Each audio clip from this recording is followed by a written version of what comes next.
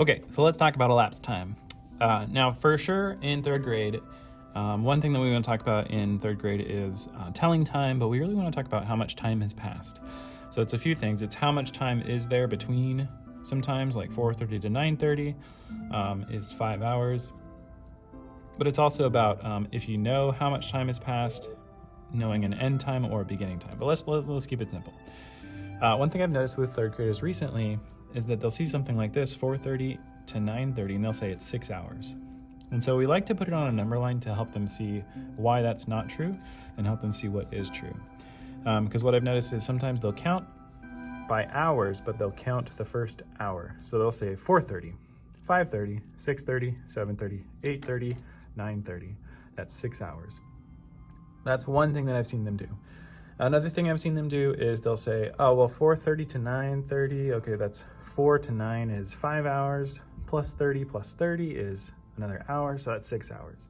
So I've seen kids kind of misunderstanding what's happening with a number line, and then also just kind of misunderstanding like counting by hours or minutes. And so if you can spend any time just like adding an hour or 5 hours or something like that, that's gonna be super duper helpful.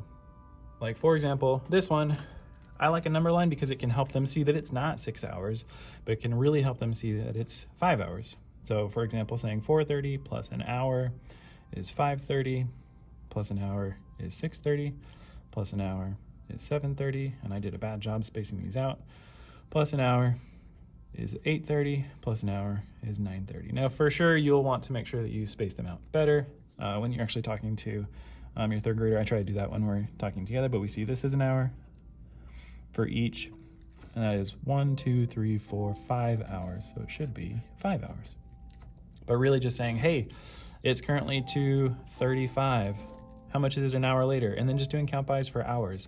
2:35, 3:35, 4:35, 5:35.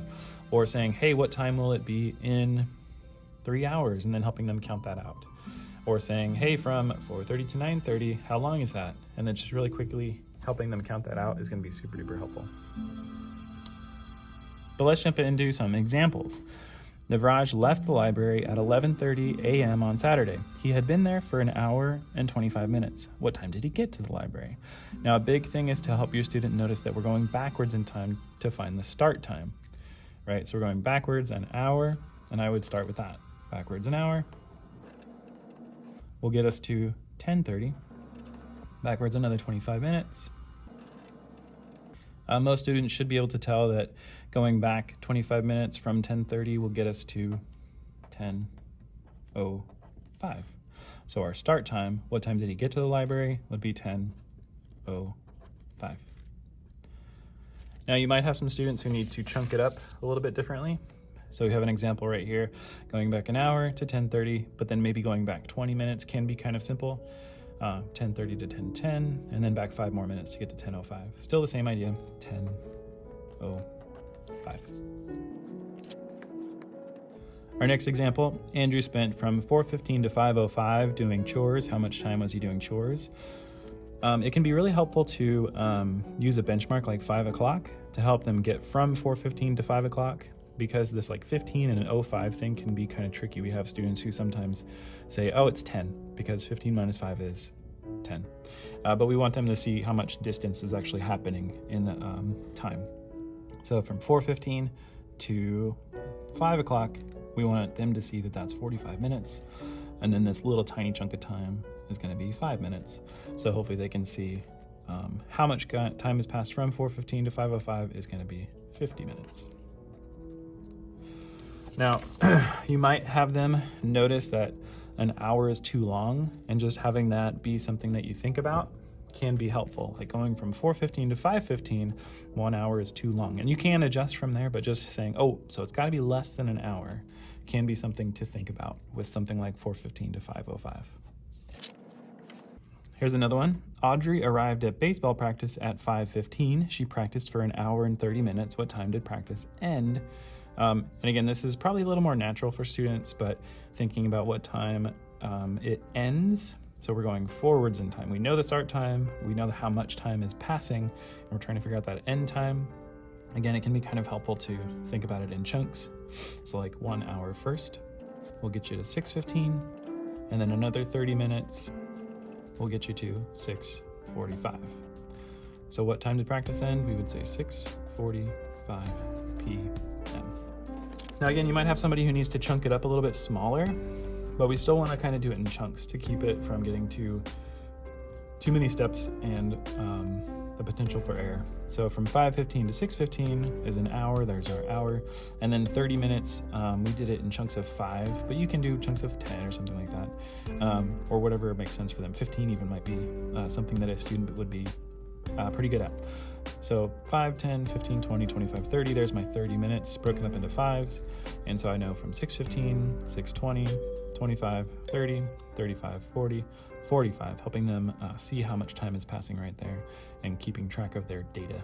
I don't know. Our last one here, Garrett's piano lessons started at 2:15 and finished at 3:10. How long was Garrett at piano lessons?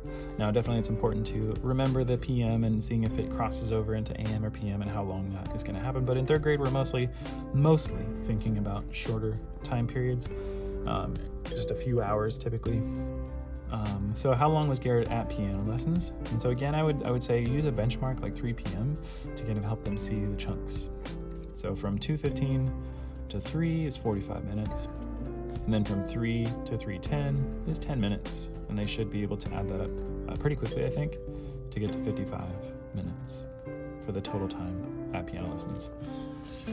One thing I was thinking about with this, especially because 2:15 and 3:10 and the 15 and the 10 are really close to each other, it can be helpful sometimes to think, oh, well, it's a little bit less than an hour. So you could go from 2:15 to 3:15 and say 1 hour, and then say, okay, but I'm only going to 3:10. So let's go back 5 minutes to 3:10.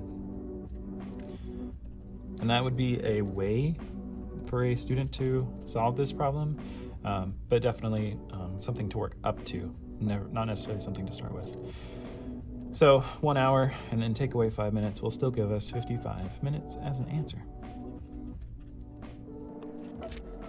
All right, so this is just a few ways, again, thinking about how much time has passed, what the start time is, what the end time is, and kind of working around with that on a number line can be really helpful to help students remember like how much time is actually passing and not just like blindly following some steps.